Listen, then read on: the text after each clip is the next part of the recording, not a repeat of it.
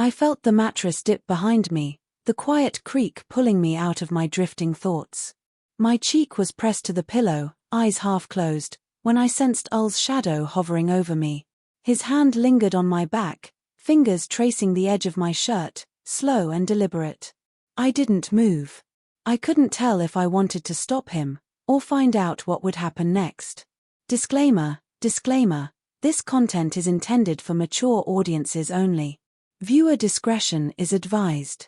The room was dim, the curtains drawn to a soft, golden glow that made the air feel heavier than it should. Ul's cologne still hung faintly in the air from when he came home late, a scent I had grown used to, though it always carried a mix of comfort and mystery. We weren't strangers, not exactly, but we weren't the same as before either. Something had shifted in us, something unspoken that lingered in every pause and every look. I had been lying there, face down, the day wearing me thin. The hum of the ceiling fan was the only sound, its lazy rotation syncing with my shallow breaths. I thought he would just pass by, maybe grab a shower and disappear into his phone like he usually did. But instead, I felt that sudden shift, the subtle dip in the mattress, the warmth of his presence, close enough to feel but silent enough to make me wonder what was on his mind. Ul wasn't the type to speak when something weighed on him. He showed it differently, through glances, through pauses, through the way he'd linger just long enough to make me question everything. Tonight, it felt heavier. Like something had been building, and he had finally decided to act on it. I didn't turn around. My lips pressed into the pillow as his fingers traced down my spine, the gesture slow and deliberate. There was no rush, no words, just that silent tension between us, that unspoken acknowledgement that whatever this was, it wasn't like all the other nights we'd spent in this room. Was he trying to bridge the distance that had grown between us? Or was this something else entirely, something darker, something that had been festering beneath the surface?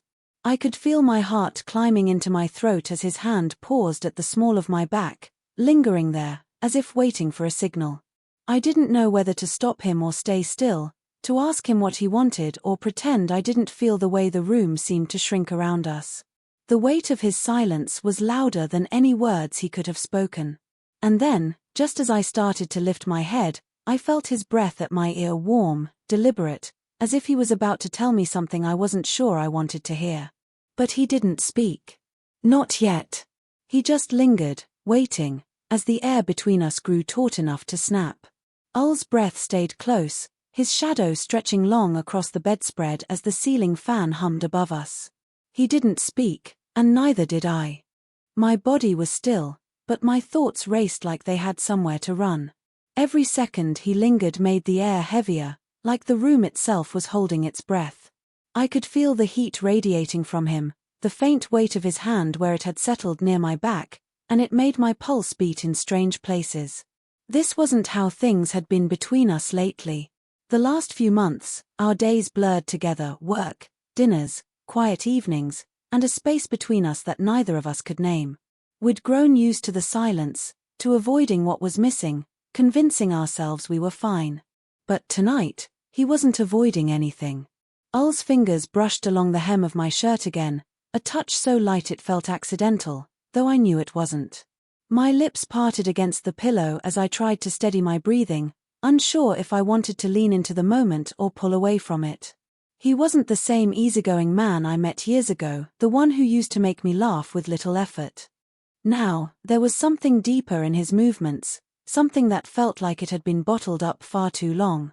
Outside, a car passed, its headlights cutting a thin line across the wall before vanishing.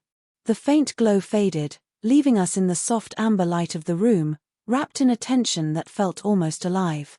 He still hadn't spoken, but his presence said everything, how his body hovered close without pressing, how his fingers stayed near my spine like he was waiting for me to move first.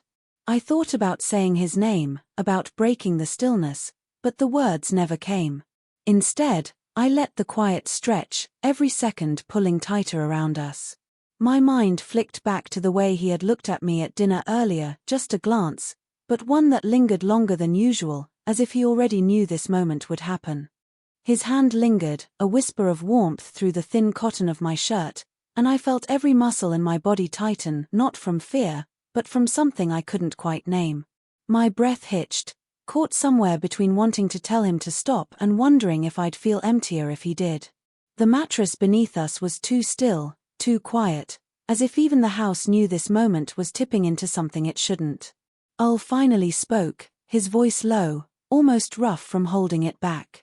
"You don't pull away anymore," he murmured, his words brushing against my ear like a secret. It wasn't an accusation, but it didn't feel like comfort either.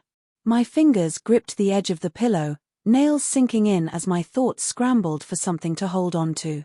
We weren't supposed to be like this, not anymore. I remembered the nights we barely looked at each other, the endless silence over dinner, the faint sting in my chest every time I wondered if we were just pretending. Now, here he was, closer than he had been in months, his touch saying all the things he never could. And it felt dangerous, because I didn't know if it was real or just another way for him to fill whatever was missing inside himself. "Ul," I whispered, my voice barely there, as if speaking louder might break something fragile hanging between us. But I didn't move, didn't roll over to face him. Part of me wanted to see his eyes, to know if what I was feeling was written on his face. The other part was afraid of what I might find there: longing, guilt, or something darker. His fingers pressed just a little more firmly at the small of my back, an unspoken question I couldn't answer. My mind was a storm: memories of the love we used to share, the cold space that had grown between us, and the gnawing thought that maybe this sudden closeness wasn't about me at all. Maybe it was about control, or guilt, or needing something that had nothing to do with love. Outside, another car passed, and I caught my reflection in the darkened window, a faint, ghostly outline of someone caught between wanting and warning. My lips parted, but no words came. The tension wound tighter, each second pulling me further into the quiet, dangerous gravity of him. And just as his breath brushed my neck again, as his fingers curled slightly like he'd made his decision, I heard the faint creak of the hallway floorboards, someone else moving in the house. Neither of us breathed. The creak from the hallway echoed faintly, then faded into silence. I froze, my body stiff against the mattress, my ears straining for another sound. Ul's hand didn't move, but I felt the shift in him, the way his breath caught, the faint tension in his fingers like he was debating whether to pull away or press closer. The room felt suspended, like the air itself was waiting for one of us to break first. I wanted to ask who it was out there, whether he even heard it, but the words wouldn't come. My thoughts were tangled, looping between the weight of his touch and the heavy awareness that we weren't alone. My chest tightened, not just from the sound outside, but from how close I felt to a line I didn't know if I wanted to cross. Ul leaned in just enough that I could feel the heat of him along my back, his breath brushing my hair as he whispered, "Don't move." His voice was softer now, but there was something in it, something commanding, like he didn't want this moment to vanish. My pulse thudded hard in my ears, drowning out everything else. I thought about every silent dinner, every night spent on opposite sides of the bed, every time I wondered if he was really there with me or just existing beside me. And now, with his hand firm on my back and his breath warm against my ear, I felt a mix of longing and fear I couldn't untangle. Was this a moment we'd regret? Or the first real thing between us in months? The faint sound of the hallway floor creaking again snapped me back, my gaze darting toward the slightly open door. I couldn't see anyone, but the air in the room felt different, charged, like someone was watching, just out of sight. Ul didn't look toward the door. He didn't move, didn't loosen his touch. Instead, his fingers curled just slightly, a silent anchor holding me in place as if he could sense my thoughts racing toward panic. The tension was unbearable, each breath, each second stretching so thin it felt like it might shatter. And I knew, whatever happened next, we wouldn't be able to take it back. The door creaked again, just enough to make my breath catch in my throat. Ul's hand stilled on my back, fingers pressing lightly as if he was grounding me or warning me not to move. The air in the room was so heavy, I could almost hear the thrum of my pulse louder than the faint sounds beyond the door. And then, a voice, low, hesitant, almost a whisper. "Ul." My stomach dropped. It wasn't my voice. It wasn't even meant for me, Ul's hand tightened, not hard, but firm enough that I felt the tension flood through him. He didn't look at me, didn't pull away, just froze as though if he stayed still long enough, the world outside that doorway would dissolve. But it didn't. The floorboards shifted again, and a figure appeared in the doorway, a shadow first, then a face as the sliver of hallway light spilled in. It was Emily. My sister. Her eyes swept the room, locking first on me lying there, face down, and then on Ul's hand still resting on the small of my back. Her mouth parted, but no sound came, only the faint rise and fall of her breath as she stood there, frozen like the scene itself had turned to glass. I pushed up on my elbows instinctively, my pulse a wild, panicked thing. Emily, I started, but the word barely made it out before Ul shifted behind me, his hand sliding away at last, leaving behind a cold imprint that only made the moment feel sharper, rawer. He finally spoke, his voice steady but lower than I'd ever heard it. It's not what it looks like. The words sounded hollow, even as they left his mouth. Because it was exactly what it looked like, something crossing a line, something that had been building from the moment his shadow fell over me on this bed.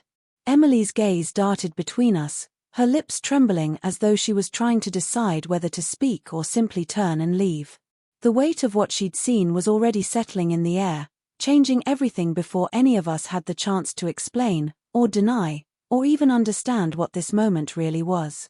Ul stood slowly, the mattress shifting beneath me as he rose, his silhouette framed against the glow of the hallway light. For a moment, none of us moved, as though one wrong breath might make the whole house explode into chaos. And in that stillness, I realized something that made my chest tighten even more. Ul wasn't looking at me. His eyes were locked on Emily. Emily's hand tightened on the doorframe as if she needed it to keep from swaying.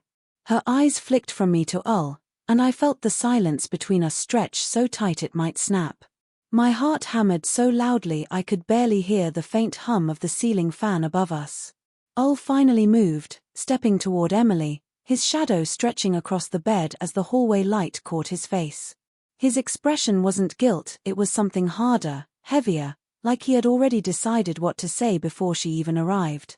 "Emily," he said, his voice low but steady. "You need to hear this." I pushed up, sitting on the edge of the bed, my knees trembling as if I'd been holding my breath for hours. "Ul, don't," I started, but he didn't look at me. His eyes were fixed on her, every ounce of his focus pinning her in place.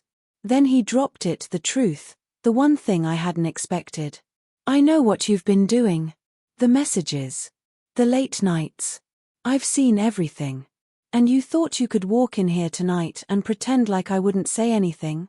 Emily froze, her lips parting as if the air had been yanked from her lungs. "That's not," she started, but he cut her off, his voice sharp for the first time all night. "Don't lie now. Not when she deserves to know the truth." My pulse stuttered. The tension that had felt so heavy between us moments ago shifted, cracking open into something colder, sharper. My eyes darted between them as my thoughts scrambled, trying to stitch the pieces together. Emily's shoulders trembled, her gaze finally snapping to me, wide and desperate. "It's not what he's saying," she whispered, but even as she said it, her voice broke. Ul's jaw tightened, his focus still locked on her. "Tell her, Emily. Or I will." The room felt like it tilted, the weight of everything threatening to crush the air out of my chest. Whatever I thought this night had been building toward romance, betrayal, or something between, it had just turned into something else entirely. And as Emily's lips parted again, finally about to speak, I realized. I wasn't sure I wanted to hear the answer. Emily's lips trembled as she finally spoke, her voice barely above a whisper. "It wasn't about Ul. It was about you. I didn't know how to tell you." The words hung in the thick air, heavy and raw. My chest felt tight, my breath shallow as her eyes searched mine, not for forgiveness, but for understanding. Ul stood silent, his hand curling into a fist at his side, his expression a careful mask, though his shoulders betrayed a tension he couldn't hide. The truth spilled out in fragments, how Emily had been confiding in Ul behind my back, not romantically but secretly, trying to help him plan a way to save what we were losing. The messages weren't about betrayal, but desperation. She had seen the distance between us, the silence that had swallowed our marriage whole, and in her clumsy way, she tried to bridge it before we broke entirely. The ache in my chest didn't disappear. If anything, it deepened, not from betrayal, but from the quiet realization of how far apart Ul and I had drifted that it took someone else, even my own sister, to notice before I did. Ul finally turned to me, his voice soft but firm. "I came home tonight ready to ask you if we could start over. No distractions. No running from whatever's been tearing us apart." But when you didn't move, when you stayed there, his voice faltered, just for a moment. "I didn't know if that meant you wanted me back or if we'd already lost each other." The room felt still again, but not like before. Not suffocating. Just fragile. I looked at Emily, then back at him, the memory of that first moment, his shadow over me, his hand on my back, the tension that burned between us still lingering like a ghost. "I didn't move," I admitted quietly, "because I didn't know what I wanted. Until now." Ul stepped closer, his hand finding mine this time, deliberate and sure. There was no lingering hesitation, no games. Just a quiet, certain touch that felt like an answer. Emily backed toward the door, her face softening as she whispered, "I'll give you two the space you need." When the door clicked shut, the silence that followed was different. Not empty. Not heavy. Just ours. I lay back down, my cheek against the pillow, Ul beside me this time, his hand no longer a question but a promise resting over mine. The memory of that first shadowed moment, the stillness, the heat, the choice echoed softly in my chest, but now it didn't feel uncertain. It felt like the start of something we had almost lost, but didn't.